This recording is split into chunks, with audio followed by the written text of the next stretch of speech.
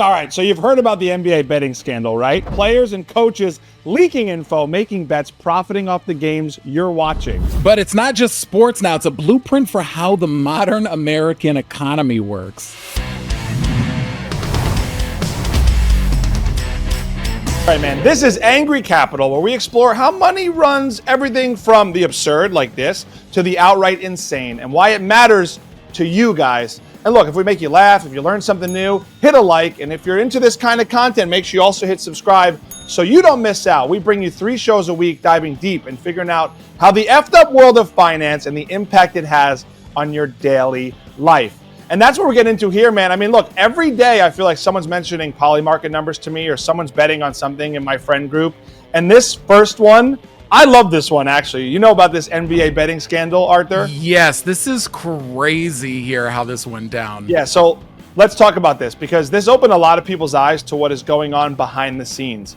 But trust me, this goes way deeper than basketball. So he told associates he'd leave a 2023 game early with a fake injury, leading to more than $200,000 in bets on his understats before he faked an injury and checked out after just 9 minutes. Now that was 2023. What I loved, which is so obvious, and this went viral on the internet, is when he kind of threw part of the game just a few weeks ago. Take a look at this. He just passes the ball away. Okay. Clearly manipulating how the game's gonna go so that the bets work. And watch this. I'm gonna go, just gonna pass it off.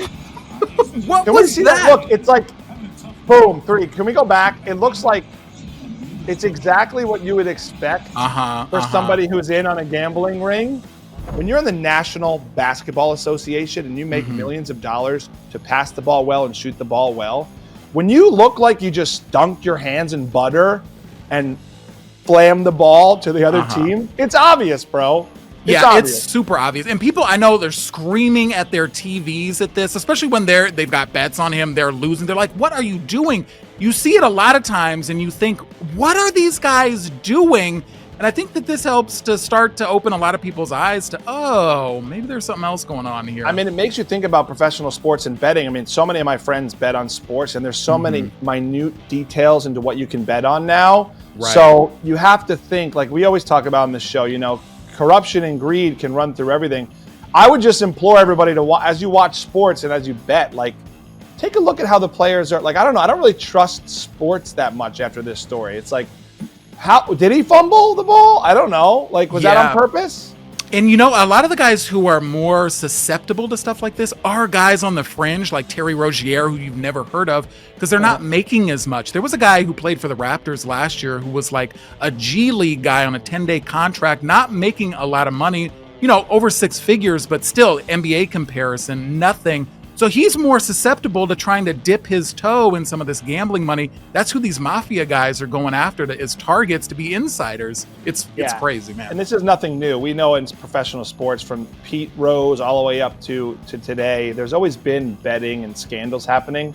We're talking about the tech of it now, though, right? Like, this has gone to such a bigger level. There's crime rings, there's tech, there's technology. I think there's ways to pull the strings here. And this is just a funny way because, like, the internet caught this guy. I think the internet helped. Everyone saw this. It was so obvious. And then it helped actually expose what was going on here, I think. Yeah, I mean, that's the beauty of Twitter and places like that, because they'll point it out. And you know the FBI is monitoring everything going on Twitter there. You know they're seeing the way the public is talking about these things. And I think it kind of gives them a glimpse into what to look into here. It's great, man. So, you know, while players and insiders are rigging games to cash out, regular people lose money. And it's about to get a lot worse. I mean, hell yeah, it is. Yeah, commercial sports betting has spread rapidly across the United States since a Supreme Court ruling in 2018 gave states the green light to legalize it. The U.S. online gambling market is projected to pull in $27 billion in revenue by the end of 2025. And as I'm talking about the poly markets of the world, mobile apps make up over 80% of the market. That's what we're talking about here. That's the change. And that's the problem. Yeah, because it's in your pocket. It's just like social media now. You're getting all the lights, the dopamine hits. It's right there. People are addicted to it, and it's sweeping across, especially younger guys, younger millennials, Gen Z. It's targeted so much towards that demo, and they're just susceptible to it. And it's just a whole deep rabbit hole. We're all trying to make extra money. So then we're all pouring this money into, well, not me, but I mean, people there. Also, we're not here to give you advice on any of this. Obviously, there's addiction centers for gambling. I think we're going to need more of those. But we're not here to tell you how to bet or what to do with your money. We're here to just, get some awareness around this because it's happening a lot. I also think what's alluring about it is like, I know my friends, like literally in my friend group right now, I know a couple guys making a few $1,000s a month, just sitting on their phones, stressing, smoking cigarettes, sweating, watching a sports game. Like this is it's everybody is in on this. I mean, what's the worst bet you've ever made? Lost? Yeah, I've made a lot of, it's more like kind of prop bets and things like that where I don't even remember what the bet was, but I had to get my back shaved as like a punishment, stuff like that. I don't even remember what the bet was, but I had to have it waxed live on air. It was so painful, so humiliating. It was so furry and hairy. Funny. Yeah, what about you? So you're more like for the experience and the fun of it, which I think I'm a gambler like that too. Every time I've been in Vegas, I know I'm just spending money for the fun. I'm also like aggressive and I'll just keep spending money for the moment and I'll lose a bunch. But I got to go to the Kentucky Derby this year. Oh, nice. And that was a very old-fashioned, cool way to do it. But the mistake I made was I kind of bridged the gap between old and new. So I did the machines. They have the machines there. Yes, do the machines. You bet on the horses. I also was on FanDuel in my pocket. So like in my mind, I was like covering all the bases. And all I did was lose thousands. Like I literally did so bad. And so I learned my lesson. But it was interesting because it was fun to follow. And I think, the probability of the actual Kentucky Derby and horses is so much different than what we're talking about. Like, it could be so, most winners I feel like just happen as flukes a lot of the time. Like it could be anybody. So there's so much corruption and insider stuff going on there. My father was a racehorse trainer. What? And he was here in the Bay Area, worked with some of the legendary other horse trainers, Art Sherman, things like that. Russell Bayes, one of the most legendary jockeys.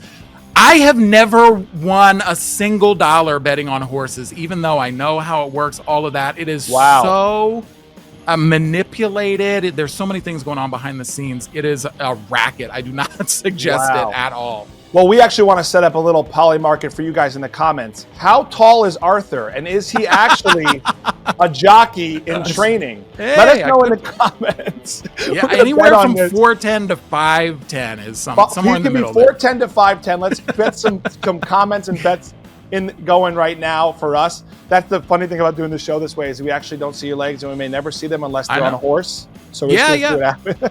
I'm telling you, I told you earlier in one of the episodes, I'm not wearing anything under here. So don't tell me to stand up. Don't tempt me. That's a whole nother type of jockey. I know, but this goes way beyond sports betting. I mean, the betting on real world events is really reshaping reality as we know it right now with these prediction markets. And I mean, up until I think a few months ago, a lot of people didn't really understand what these were. Like, what the hell are prediction markets? I'm going to break it down in 30 seconds if you don't know. So they allow you to bet on the outcome of nearly anything. And you're betting against other people instead of a casino or a bookmaker. And it's just a simple yes, no option on nearly any outcome, sports, politics, culture, anything that you can think of. And the prices range from $0 to $1. So it feels like you're only betting a few cents, and with the correct outcome, they pay the remainder of that dollar. Two big ones in the US, of course, are Polymarket and Kalshi. You hear a lot about those. So, I mean, the rise of these has been incredible. I mean, you're just hearing so much about it now, and now it's influenced elections. There's academic studies that are being run on these things to figure out how they work and how they're so accurate. It's really wild. And when I say you can bet on anything, I mean, listen to some of the wildest bets that I found on Polymarket last year. I mean, $1.5 million was bet on whether the U.S. will confirm aliens exist in 2024. There were $43K worth of bets on whether Donald Trump will do a podcast with the Haktua girl. Haktua, I love her. Haktua. I'm actually kind of surprised that didn't happen. I can see it happening. Bets on whether or not the Earth is flat. How are you going to prove that, by the way? Anyway, they bet a lot on Elon Musk and stuff that he'll tweet about or how many times he'll tweet a week. Over $1 million in volume on those. And 138,000 in bets on whether Trump will say tampon.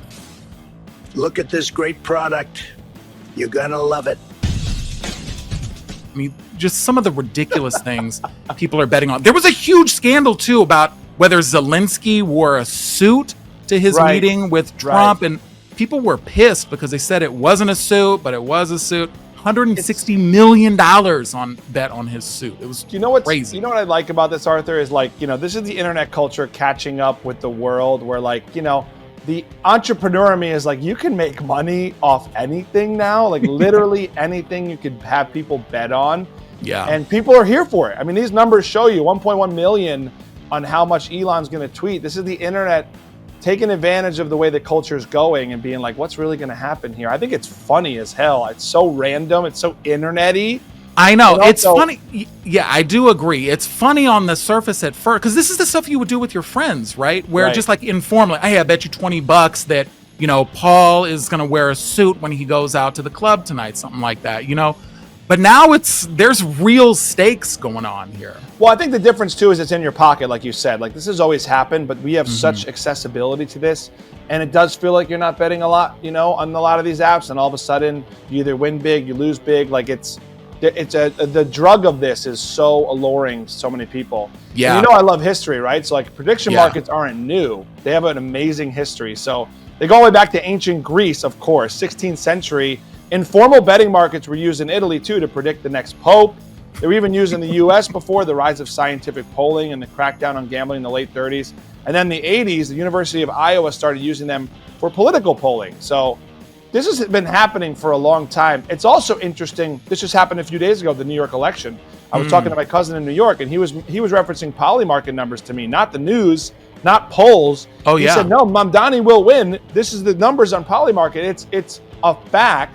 So what's interesting is these things are shaping the analytics of what ends up happening, and it actually shapes markets. And the numbers there are actually really accurate too, which is surprising. Dude, they say it's 95% accurate for events like this, like pop culture and stuff. I mean, when it comes to betting on finance and things like that, it's a little bit lower. It's around like 70%, but 95% accurate. I mean, yesterday, when the market was crashing, crypto was crashing, I wasn't going to the charts and looking at what was going on. I went over to Polymarket to see if people were betting on whether it would go up or not. Yeah. And I feel shameful to admit this, but I was using that to make decisions on what to do, if I should pull some out, if I should add more, what to do. I felt like a complete degenerate using gambling statistics to figure things out. But this is the world we live in now, and this is where reality is. I don't think that you're degenerate. I think you're smart. I think it's like adapt or die in terms of the times we're in. So like maybe you don't have to go there and lose your savings, but you could go there for information. I think that's what's interesting about elections. That's what's interesting about culture, things happening in the country and other countries. 9 times out of 10, if it's a cultural event, if things are happening, you can see statistics there and numbers there that can help you. And this ties into investing and the stock market. There's a lot going on here that's swaying bigger things, right? Oh, absolutely. And speaking of, the government too, this is wild. Listen to this. So doing some digging online, I found a lost archived internet article that showed in 2003, the Pentagon's research agency, DARPA, tried to launch a policy analysis market where traders could wager on terrorist attacks. The idea, this is real, was to crowdsource intelligence by turning global instability into a predictive market. But I guess we could have hope because Congress found out about this and they shut it down that day. Maybe back in 2003, government cared more. I don't know. A little bit more ethics. Now. Yeah, I'd say some. Yeah, just slightly more ethics. But I mean, it just shows you how powerful of a tool. And you're talking about the history of it going all the way back to ancient Greece in the 1600s and the way that it's used in Iowa. Like, there's a reason why people want to get this information, crowdsourcing it to figure out the temperature on where things are going to go. I also want to point out DARPA was also behind the invention of the internet as well. So I feel and again, I know I have my tinfoil hat on here a little bit, but I do feel like some of these things are technologies that come out all of a sudden years later, and you find out they're produced by government agencies is a way to kind of gauge what's going on with people, the way they think, the way they spread information, all of that. Sure. I have no doubts that they have their fingers in this in some way. Are you saying Al Gore invented Polymarket? Is that what you're saying here on this show? No, I'm saying the Department of Defense, those Yeah. guys are 10, 20 years ahead of everybody Yeah. else with what's going on. Yeah, you're probably, I mean, look, you're probably not far off. I mean, just look into what DARPA did around the internet as well. You can do your own homework there. But I mean, this whole game has changed now, especially because of the way it influences elections. I don't know if you Right. remember, like in the 2024 election, the race between Trump and Harris, it was pretty much a coin flip, like all the polling that was going on. But then, based on the amount that people were betting on Polymarket, they were the ones who had the odds of Trump winning at about 58%.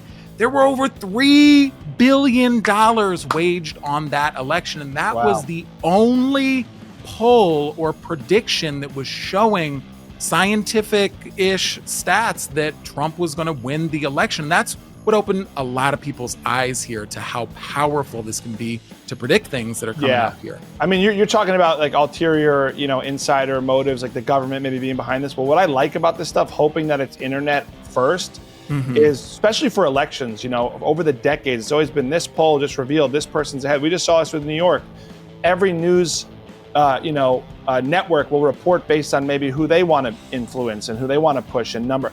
Every time I see a poll on even the internet, but especially on television, it's always spun. Like you could, a new poll suggests, and who was the poll? It was two people on the street. Like, there's no authority on polling anymore because we live in a culture of spin. So something I think I like about Polymarket with these elections, and I mentioned my cousin in New York, is the kind of gauge on where people really are at without influence of, and maybe to your point with your tinfoil, maybe it is influence and I'm naive here, but I'd like to believe we're getting real analytics, real-time analytics from real users everywhere, pushing and swaying certain things. My question to you is, how does this actually affect the elections? Do people see the numbers here and don't go to the booths? Yes. Do they go to the booths from the percentages of Polymarket? What's the actual voting that's happening from this information? That's what's interesting. I think you've hit the nail on the head there. And that's why, this is interesting and all seems fun and games and stuff, but I think it really shows the potential to sway public opinion the way that some big player wants to. And that's exactly it. If you get, a candidate who is up 70% on Polymarket or something, it discourages other people from going. And then the news always uses Polymarket as a reference now especially in finance, CNBC, they use it, and that's a way, and you don't know what's going on behind the scenes here. Right. And I mean, we say that, the research shows it's about 90 to 95% accurate. But what is swaying that behind the scenes? And I mean, when you look at what's going on as well, everybody wants a piece of this action and getting in on these prediction markets, including the president. I mean, Donald Trump is going to be launching Truth Social, our competitor to Polymarket. So he's adding the Truth Predict feature on Truth Social that'll let you bet on political and global outcomes. This is the fucking problem here right now because he's already influencing the market with his tweets. Right. It can go up, it can go down. I've ridden the roller coaster the past year. Yeah. And now he can officially do it here through his own network of it. This is the most insane story I think that has come out this year. And I don't think enough people are paying attention to it. I mean, look at the history of Donald Trump, though. Are you really that surprised? I mean, this guy has slapped his name on everything from steaks to shoes. He sees the way the market is. Is it his fault as much as it's our fault as a culture that this is how the world works now? We're talking about Polymarket. This is what everybody's doing. I think he's going to get a more biased, maybe, percentage from his base. I mean, a lot of people who like Donald Trump are on Truth Social and lean more that way versus a Polymarket is maybe not as one-sided. I don't know. I also want to go back for a second because I think this is worth noting about the Polymarket just real quick is the accuracy. 90% you said predicting events. I also just want to mention 94% predicting events in just hours before they happen.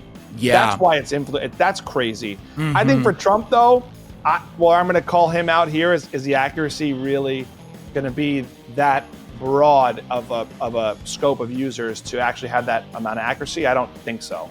Well, I think that, I don't think anybody's really going to care about the accuracy of that. It's all going to be about the way that they can kind of read the tea leaves with what he's going to tweet or truth or whatever they call it in order to influence these things here.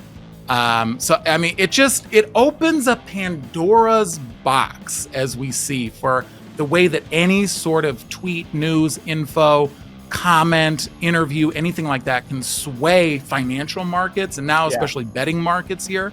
And you bring up a good point where you're like, can you blame him? No, not necessarily. This is capitalism. This is the way. Now, I don't think that usually it used to be presidents would divest from their, financial interests and things like that while they were in office. So that's why this is just crazy to me. But I mean, it is free market capitalism. I guess. To your point, it's interesting how he could pull the strings, and he already does this with the stock market. He always does this with the market, with tariffs, and one tweet can sway, and this for an entire day. And so it is kind of adding insult to injury by adding this feature that he then can have manipulated to his benefit, to anybody's benefit. I mean, it's almost kind of tying back to that NBA story. It's like this is sort of this happening on social media in a very obvious way that somehow is not illegal. It's like, this is his app. He could do this the way he wants, or I guess, who knows? And maybe time will tell who's the mob behind these motives, or who's, I think maybe people try and go after this eventually. I'm not really sure. Yeah, I mean, and especially now because of the tie, a lot of this is done on the blockchain. So there's big ties to crypto as well, which is already starting to it already had a bad reputation. Then it got a little bit better with the ETFs.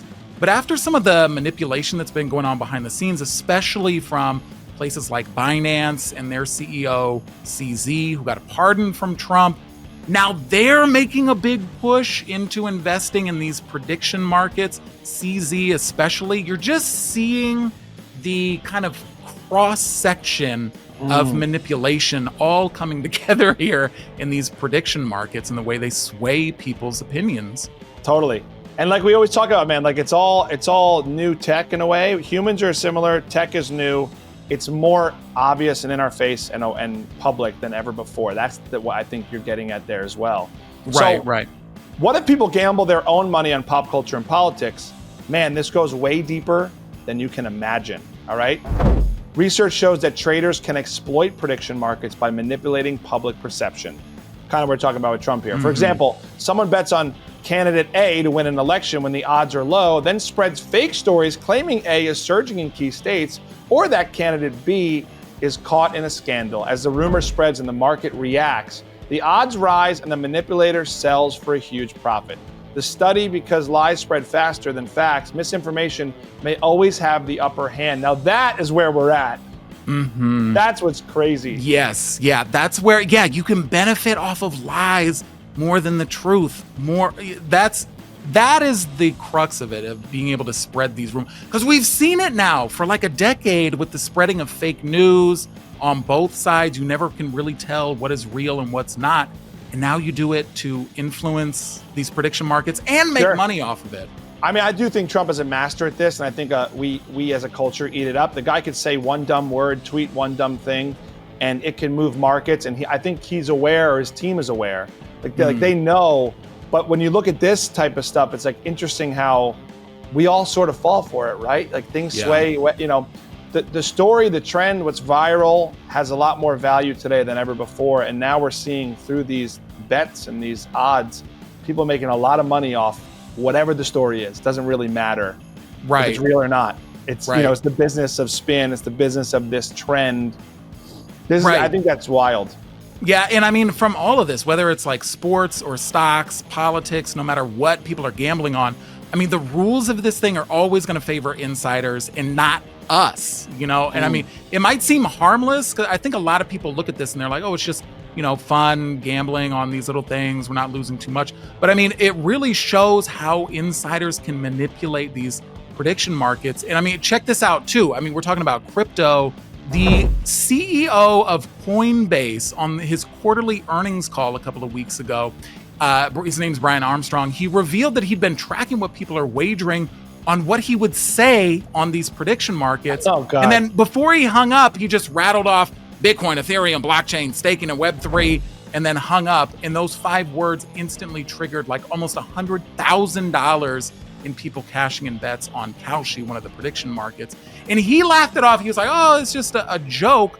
But I mean, to me, it exposes how loosely regulated these markets are and how easily insider knowledge can move them and sway them. So, I mean, do you think this is harmless, something like this that Brian Armstrong did, or is this insider trading? Oh, it's 100% insider trading. That's why it's same thing with what Trump does when he sways things. I think it's just clear, obvious power and knowing you have the power in the voice box to manipulate and then getting away with it as a joke is like, this is the times we're in where it's possible. It's totally possible to do that. I think Elon does things like this too. It's totally easy to pull off because, like, again, who's regulating this? Well, nobody. That's the thing is that, I was looking into all of this. Like, the SEC is supposed to investigate insider trading on the stock market, but this is classified as a commodity. So it's kind of lumped in as the same thing as like livestock and soybeans and stuff like that. Yeah. So it's governed by a completely different body who has been gutted over the past year. They don't have the resources. And there's been interviews with guys who work for them who are like, we don't know how to police this stuff. We're a small team. We can't be regulating NBA bets and billions of dollars and all these billion-dollar markets. It's crazy. And I mean, like, nothing is sacred anymore. They're even like there was a little insider trading going on the Nobel Peace Prize there just in the end of October. The woman who won from Venezuela, Maria Corina Machado, she was only around a 3% favorite to win, but then she went to over 70% within hours because somebody who was voting in the Nobel Committee tipped people off and they got an insider trading bet and put a bunch of bets on the Nobel Peace Prize. Like, this is supposed to be so wholesome, Also, that's another version of this being manipulated because they have the power to do it, and they got caught, right? I think, or they may have gotten caught, but they're investigating them. Yeah, for sure. Yeah. And she's just like, I had no idea, but I'm going to get it. Wow. Yeah. This is crazy. I wasn't expecting this. And look, I feel like we bring this up all the time, man, but we talk about humans. We talk about how we all love this as a culture. But there's an AI threat when we talk about this topic Always. as well. Yeah. One study analyzed 86 million bets on Polymarket and found that hundreds of automated wallets locked in risk-free profits totaling almost $40 million. Okay? Damn. Dude, the most active accounts, some placing over 10,000 bets each, showed clear patterns of bot-like behavior, making most of their money by exploiting political event markets for small gains that added up big. So we got bots in there swaying. This is where the risk is, though. When we're talking about elections, we're talking about things that actually change our culture. And you got thousands of bots also swaying things. And that's what I think is happening a lot, too. Like with elections, I think sometimes campaigns maybe going in there, someone from the campaign, and then someone from there, a bunch of untraceable campaign efforts could be botting up Polymarket. We don't even know. Yeah, I didn't even think about that, but wait until all the campaign financing goes into placing bets on Polymarket. Like, you're taking $50 from a little grandma down the street for, she's donating to a political candidate, and they're going and using that on Polymarket, gambling to sway the election. I didn't even think about that. That's crazy. Yeah, right? And so we talk about all this, and you think, that someone's regulating this, right? We have to think that. We got to think someone has some regulation on all of that. Yeah, but no, they're not. Like, like I was saying, like the CTFC are the people who are regulating this. This was a small federal agency that was built to regulate agricultural futures. Yeah. Soybeans, cattle, stuff like that. Not crypto, prediction markets, UFC bets on DraftKings. Like, they're in way over their head here. This is not the SEC, which has the teeth to go after people like Sam Bankman-Fried, Bernie Madoff. These guys are a little cowboy farmer. They don't know what's going on here. Yeah, they don't have the resources either, man. They weren't built to do this thing. And I think, Trump's getting in the game. I don't really know under this administration why there would be any regulation on this when money's being made. I mean, if you look at it from that point of view, why would you bother? Right. I mean, that's the thing. And also, I mean, Trump's sons are both advisors on both of the big prediction markets as well. They advise them. I mean, just the collusion. I know this isn't political and this isn't a political say or whatever. These are just facts. I mean, they're cooperating with some of these things, and you just have to question when you see what's going on. Is this going to benefit me or somebody else? But wait, man, you know I'm an optimist. As much as we're angry on this show. Okay, what are we optimistic about with this here? There are some upsides to all this, right? Okay. Legal sports betting generates significant tax revenues for state and local governments, which can be directed towards education and infrastructure. Is it from this? I don't know.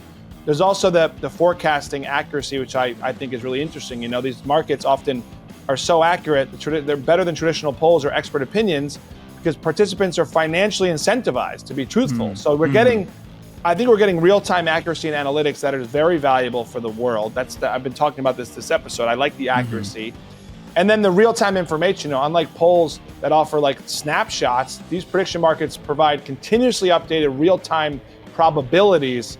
That's something that's kind of new. If you look at how things have gone, it's like the internet, but it's even more accurate with the probabilities. So I think it's a valuable tool for businesses, policymakers. I'm trying to spin this to look at it like AI. Maybe if we have regulations that we can use it like a tool before it takes over the world and kills everyone, maybe it's good. I do think that though a lot of those things are benefits, but we just kind of have to, like you said, some sort of regulation in order to make sure you preserve the integrity of this. This can be super valuable for basing policy decisions, for us basing decisions on our day-to-day lives. It's just something to check in on. But if it's being manipulated, I mean, you just can't trust it whatsoever. And the tax thing is real. I mean, you talk about the lotteries and how many hundreds of millions of dollars they bring in to the states, but what about the cost of that? Because gambling does real world harm. That's why none of this episode has been financial advice to place bets on what suit Zelensky is wearing or anything like that. But there is a lot of people who are really starting to ring the alarm on the damage this proliferation of betting is doing to America. I mean, over 20% of Americans have placed a bet in the past year, just a sports bet, and that's doubled just since 2023. And they're spending an average of $3,200 a year on betting, the people who are betting. 65% said they made it to make extra money, which, like we've been talking about, I think is a sign of the times here. Everybody's looking for a side hustle. Some people are gambling to do it. This is wild to me, though. 31% view gambling as an investment. That's not how this works. Gambling is not an investment. Yeah, it's a risky one, but you play the game, you can win big. To you, is this on par with the stock market then? Is that the same as gambling here on these apps? Right, yeah. Yeah, I think a lot of times it can be. 14% admit they've gone into debt because of it, and 30% plan to increase their bets going into next year. So it just shows you how much money people are spending on these things. And this ruins lives. Like, before we started recording this, I was just looking on Reddit to find people who had just like these horror stories of people losing money. There's, people who are down millions of dollars betting on prop bets in the UFC. There was somebody I found who was down $700,000 who was betting on the weather. This is where it gets bad, and this stuff can ruin futures for people. I agree. I also think that the numbers coming in from how we feel as a society, and these numbers are not from Polymarket, but this is from the Pew Research Center. 43% of U.S. adults said the fact that sports betting is now legal is a bad thing for society. That's up 34% in 2022. 40% also said it's bad for sports, which we've seen with some of these stories. The shift in opinion was especially notable among men under 30, where almost half of them now view it negatively. While legalization has brought revenue and access, there's concerns, obviously, over what this is doing for society. And I think that what it's doing is going to continue. I try to be a realist with this type of stuff. Same with AI. It's here. We can't avoid it. That's why I'm saying some of the benefits, maybe we can use some of the benefits for our culture for the future. Will there ever be regulations? Who knows? I don't even know if these numbers are true because I didn't see them on Polymarket. Do I just read? You don't even Let me know. look I it up. want real. Let me see. Yeah. Let's go to real time. This just helped an election like just recently. Let's go to real time and see how people feel about betting now on the betting apps. I mean, I'm going to place a 33-cent bet that these are not real numbers. I'm betting right now. there you go. There And also, guys, again, not financial advice, but we do want you to comment and let us know some of your gambling stories. Give us some of your worst bets you've ever made, most money you've ever made. Like, what's happening with you out there? Are you on these apps? Comment how you gamble in 2025. That's what I'm curious about. Gambling on war. I'm taking some bets out. The U.S. is invading Venezuela at some point before the end of the year. I mean, that's terrible and dark, but it's a real bet on Polymarket right now. Well, look, our goal with this show is to grow our audience. So I want to get to a level where we can get your height on Polymarket in a real way where lots of people care and get invested. And then we'll do a reveal where you stand up on camera. I will, but I'm going to tell you ahead of time how tall I really am. And then you can, kind of sway things a little bit. That happened to you during the pandemic. This happened to me recently. I did a Zoom meeting and then I meet the guy in person. I'm like, what the hell? You're huge. You carry yourself on the camera like you're tiny, but you're big in real life. What's the probability? Let's bet on it. You'll never know. All right, let's go.